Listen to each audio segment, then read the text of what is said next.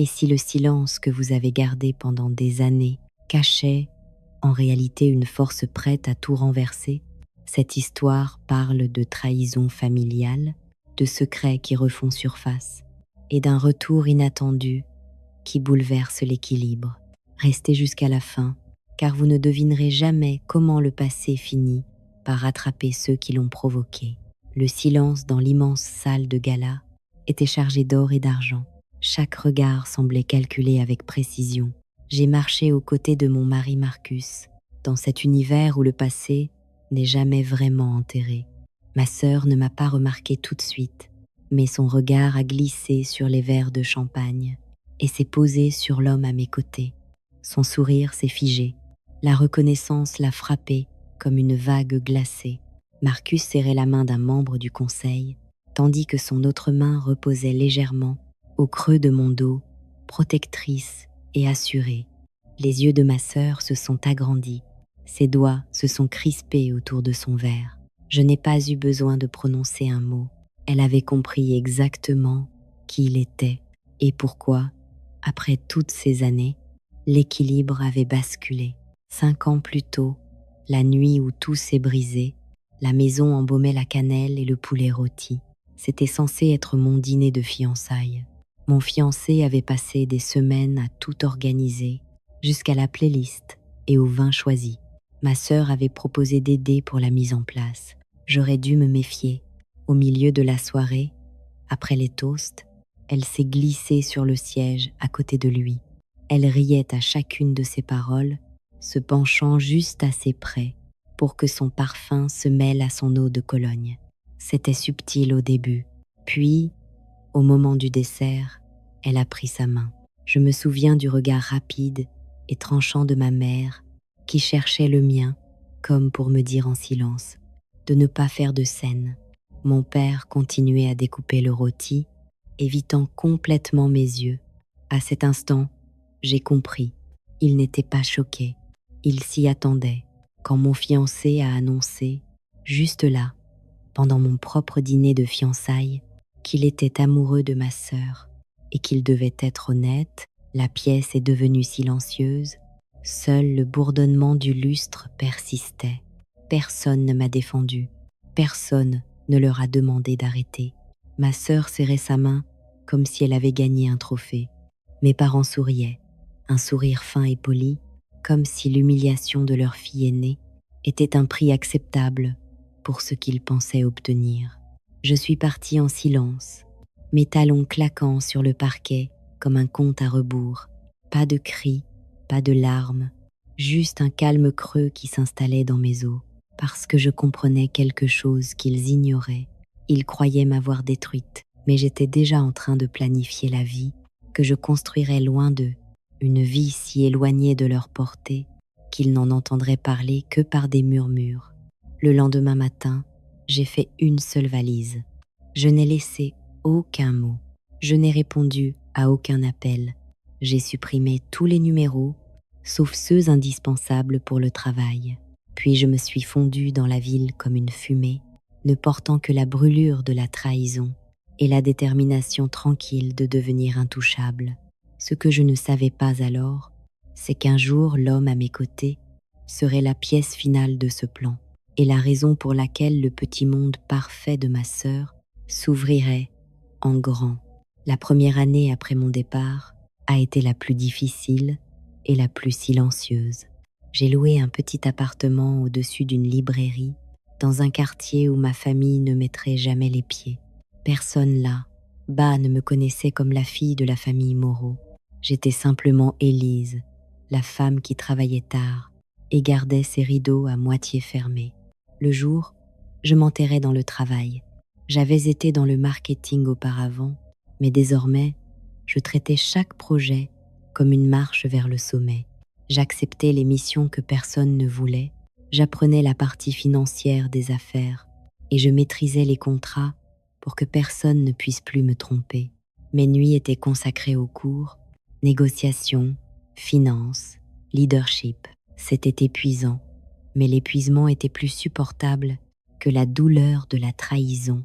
Parfois, dans les heures calmes, Je me souvenais du sourire satisfait de ma sœur quand elle tenait la main de mon fiancé et du regard soulagé de mes parents, au lieu d'être horrifiée. Cela ne me mettait plus en colère, cela me rendait concentrée. Chaque petite victoire était comme une brique dans le mur que je construisais entre leur monde et le mien. C'est lors d'un gala de charité tardif, lié au travail et sans rien de personnel, que j'ai rencontré Marcus Laurent, grand, discret, avec un regard qui semblait remarquer plus qu'il ne le laissait paraître. Nous nous sommes retrouvés à la même table, échangeant des conversations polies autour du saumon et du vin. Il n'a pas posé de questions sur ma famille. Il n'a même pas semblé curieux. Au lieu de cela, il m'a interrogé sur la stratégie marketing que j'avais présentée plus tôt dans la semaine et sur la façon dont j'avais géré un investisseur insistant. À la fin de la soirée, je savais 2 choses sur Marcus. Il était perspicace et habitué à prendre des décisions importantes. Ce que je ne savais pas encore, c'est qu'il venait d'un monde que ma famille ne pourrait jamais toucher. Un monde où le respect ne s'achetait pas par le charme, mais se gagnait par les résultats et la loyauté. Nous avons commencé à travailler ensemble sur un projet quelques mois plus tard, puis un autre. Lentement, l'amitié est devenue confiance. La confiance est devenue quelque chose de plus profond. Et dans ce processus, j'ai construit non seulement une carrière, mais une vie entière. 5 années ont passé avant que nos chemins ne croisent à nouveau ceux de ma famille. Et quand cela s'est produit, Marcus n'était plus seulement l'homme que j'aimais. Il était l'homme capable de briser toutes les illusions qu'elle avait construites autour d'elle. Tout a commencé par une enveloppe couleur crème, glissée sous la porte de mon bureau. Pas d'adresse d'expéditeur, mais j'ai reconnu immédiatement l'écriture. L'écriture bouclée et travaillée de ma sœur. À l'intérieur se trouvait une carte en relief. Gala de charité de la famille Moreau célébrant 10 ans de service. Présence requise. Requise, pas invitée, comme s'il me convoquait. Pendant un instant, j'ai failli la jeter à la poubelle. 5 années s'étaient écoulées depuis que j'avais entendu leur voix en personne.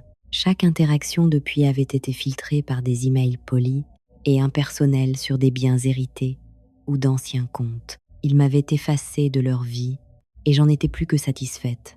Mais je n'étais plus la même femme qu'ils avaient vue pour la dernière fois.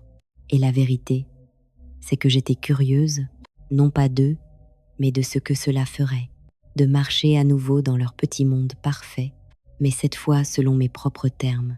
Quand j'ai parlé de l'invitation à Marcus, il a écouté, sans m'interrompre. Puis il a simplement dit « Si tu y vas, fais-le en tant que toi-même, pas en tant que leur fille. » Andrew, son ton n'était pas tranchant, mais ferme, le genre de fermeté qui vient de savoir exactement qui l'on est. Alors j'ai préparé mon retour. Je n'ai pas appelé pour confirmer. Je n'ai pas envoyé de message. Le soir du gala, j'ai porté une robe de soie noire et une broche en diamant que Marcus m'avait offerte l'hiver précédent, sobre mais impossible à ignorer. Mes cheveux étaient relevés, mes talons suffisamment aiguisés pour que chaque pas résonne avec intention. Le lieu était exactement comme dans mon souvenir. Colonne blanche, lustre scintillant et des invités qui mesuraient la valeur en nom et en fortune. Je me suis déplacée parmi la foule comme une ombre, échangeant des hochements de tête et des sourires discrets. Les gens me regardaient avec une curiosité polie, essayant de me situer, mais personne n'osait poser la question. Puis je l'ai vue, ma sœur dans une robe dorée pâle, son rire clair et fragile, tandis qu'elle tenait court avec un cercle d'admirateurs. Elle était plus mince que dans mon souvenir, son regard plus acéré, mais sa posture gardait la même inclinaison arrogante. Elle ne m'a pas vue tout de suite, mais quand cela s'est produit, son sourire s'est figé, seulement 1 seconde, mais cela m'a suffi pour comprendre qu'elle avait cru ne jamais me revoir. Elle n'avait aucune idée que l'homme avec qui j'étais entrée allait complètement réécrire cette supposition. Marcus est arrivé 20 minutes après moi, parce que c'est ainsi qu'il traverse ce genre de pièce, jamais pressé, jamais en retard, toujours à son propre rythme. Je l'ai regardé traverser le hall de marbre, accepter une poignée de main du directeur de l'événement, saluer des donateurs dont les noms étaient gravés sur des plaques de laiton. Il portait un smoking de minuit avec une aisance naturelle. Quand ses yeux ont trouvé les miens, les coins se sont plissés. Il ne m'a pas embrassé. Il n'avait pas besoin de ce geste pour marquer le point. Il m'a simplement offert son bras et je l'ai pris. Nous n'avions pas fait 2 pas vers la salle de bal que le président de la fondation nous a interceptés. « Marcus », a-t-il dit avec soulagement dans la voix, « nous préparons les intervenants. La presse se presse déjà sur le balcon ouest. »« Je serai bref », a répondu Marcus. « Cette soirée n'est pas pour moi. » Ce n'était qu'une phrase, mais j'ai vu 2 têtes se tourner à proximité. La reconnaissance se propage comme une onde. Elle touche une personne, puis une autre, et bientôt, toute la surface bouge. Quand nous sommes entrés dans la salle de bal, l'orchestre est passé à quelque chose de plus doux. Le plafond baignait d'un or chaud, capturant les reflets du cristal et du verre, jusqu'à ce que l'air lui-même semble scintiller. Les serveurs circulaient comme une marée, plateaux de champagne et canapés, la chorégraphie silencieuse de l'argent qui se fait passer pour de la générosité. Ma sœur nous a remarqué immédiatement cette fois. Son regard s'est posé sur Marcus, a sauté sur moi, puis est revenu sur lui comme si le premier regard avait été une erreur. Elle a relevé le menton, la confusion se fissurant en quelque chose de plus tranchant. Je nous ai guidés vers le panneau des donateurs pour que Marcus puisse signer le registre de la soirée. La coordinatrice lui a tendu un stylo des 2 mains, avec révérence, comme si elle passait un témoin. À côté de son nom figuraient les mots « Dotation correspondante, bienfaiteur anonyme ». Le secret était révélé. L'orchestre a marqué une pause. Un microphone a grincé. Le président est monté sur la petite scène et a tapoté le pupitre en verre. Mes amis, avant de commencer, un mot du homme qui a rendu possible l'extension de ce soir, grâce au partenariat de son groupe et à son soutien personnel. Veuillez accueillir Marcus Laurent. Les applaudissements ne sont pas toujours bruyants. Parfois ils sont respectueux, se tenant soigneusement entre curiosité et admiration.